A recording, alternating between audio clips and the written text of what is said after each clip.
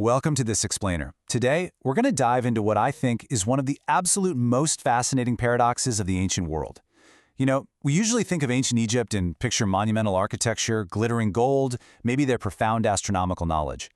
Yet right at the very center of their grandest cosmic narratives sits something, well, remarkably humble. So, let's dive right into this mystery.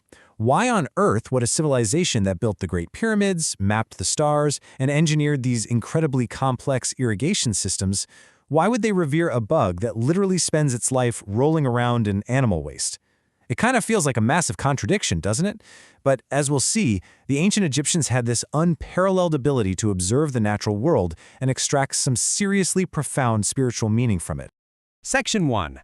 The Dung Beetle God, an ancient Egyptian deity. To figure this out, we've got to look at our main subject, Khepri. And to truly understand him, we need to look at the ancient language itself. The word for this insect is just intrinsically linked to the very concept of existence. Khepri, or Khapri, comes from a verb meaning to develop or create. So when an ancient Egyptian spoke of this beetle, they were simultaneously invoking the idea of coming into existence. Think of it as a linguistic triple threat. It means the bug, the sun god, and the actual act of birth itself. Section 2. Creating life from nothing, a cosmic metaphor. Picture this. You're an ancient Egyptian farmer thousands of years ago. You're out working in the fields, and you observe these scarab beetles seemingly just popping into existence, fully formed, straight out of plain dirt and dung mounds on the ground. There's no visible gestation, no nurturing of young. Just boom, life literally springing from the dirt. Now, as we know today, the biological reality is a bit different. Adult scarabs were actually laying their eggs deep inside these, let's be honest, gross little carefully rolled balls of dung. The larvae would hatch, use the dung as a food source, pupate, and then, only once they were fully formed adult beetles, they'd eat their way out of the mounds to see the sun for the first time. But hey, it's not like the ancients had microscopes or a modern understanding of entomology, right? Because they couldn't see those microscopic eggs hidden inside the waste, they interpreted this emergence as a magical act of spontaneous creation. They genuinely believed this insect was born from absolute nothingness. And in their minds, if an insect could generate life from nothing, well, it must share a connection with the divine forces that created the universe itself. And here is where we get to that brilliant core metaphor. Down in the physical realm, you have a lowly scarab pushing a ball of life-giving dung across the dirt. Mirroring this up in the cosmic realm, you have the mighty god Khepri pushing the newly reborn, life-giving sun across the early morning sky. The visual parallel is just stunning. I mean, they literally looked down at the ground to understand what was happening way up in the heavens. Section 3. The three faces of Ra, the solar cycle engine. Now here's a wild fact. Khepri didn't even have a dedicated cult of his own. You're not going to find massive standalone temples built solely for the dung beetle god. Yet his theological resume was absolutely massive. He was a creator, protector, sun god, and the god of resurrection, the whole shebang. He achieved this importance by essentially acting as a specific manifestation of the supreme solar deity, Ra. You see, the Egyptians saw the sun not just as a static, burning object, but as a living, breathing, aging entity. Under this daily cycle, Khepri is the renewed morning sun, fresh and full of potential.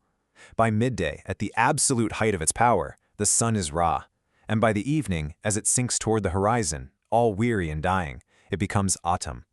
The sun literally ages and dies every single day. Section 4. Journey through the underworld. Surviving the Duat. So that begs the question. If the sun essentially dies every single evening as the exhausted god Autumn, how does it pop back up as a youthful Khepri the next morning? To answer that, we have to look at ancient funerary texts, specifically something called the Amduat. This translates to that which is in the afterworld, and it describes this incredibly perilous, dark, high-stakes journey of the dead sun god traveling through the Duat, the Egyptian underworld, on his solar barque. Let me tell you, this was not a peaceful night's sleep. This was a nightly battle for the very survival of the universe. The Amduat actually maps this journey hour by hour, and Khepri's role here is absolutely vital. In the 6th hour of the night, so the absolute deepest, darkest point of the underworld, the solar barque reaches the primordial waters. Here, Ra's soul unites with Khepri's lifeless corpse, which, by the way, is guarded by this massive, mysterious, multi-headed snake. This strange, powerful fusion of soul and corpse acts like a cosmic spark. By the 12th hour, that spark has ignited into full resurrection, and a reborn Khepri takes the helm of the solar barque to steer it right out of the darkness. But he doesn't pull this off completely solo. With a little push from Shu, the god of air and winds, Khepri guides the sun out of the underworld. It is Khepri who claims the ultimate victory over the dark, triumphantly lifting the sun into the morning sky, bathing the world in light, and ushering in the dawn of a brand new day. Without Khepri's resurrection, the sun just wouldn't rise, period. Section 5. Scarabs in everyday life. Protective amulets. Now, the reverence for Khepri wasn't just reserved for high priests debating complex theology in royal temples. We actually have archaeological evidence, mummified scarab beetles and amulets found in pre-dynastic graves. This means everyday people were wearing these common scarab amulets for good fortune, protection, and devotion from the very dawn of Egyptian history. Khepri was totally a god of the people, just as much as he was a god of the cosmos. And these amulets were incredibly widespread. They could be made of cheap, mass-produced faience for everyday folks or carved from rare, expensive turquoise for the elite. But no matter the material, they were almost always colored blue. Why blue, right? Well, blue represented the heavens, the primordial flood from which life emerged, the whole cycle of rebirth, and the fertility of the Nile River itself. It's just a perfect choice that layered an everyday protective charm with the deep, divine power of the gods. Section 6. The micro to the macro. A brilliant worldview. So, what you should really take away from this explainer is the sheer brilliance of the ancient Egyptian worldview. They didn't silo off science, biology, and religion into separate boxes.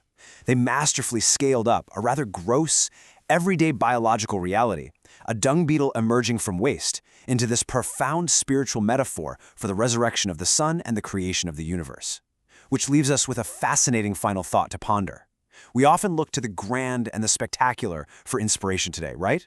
But if the ancients could look down at the dirt, observe the life cycle of a simple dung beetle, and see the infinite fiery cosmos mirrored back at them, what divine inspiration, what incredible metaphors are we completely overlooking in the natural world around us today? Keep your eyes open. You never know where the next great revelation might be hiding. Thanks for learning with me today.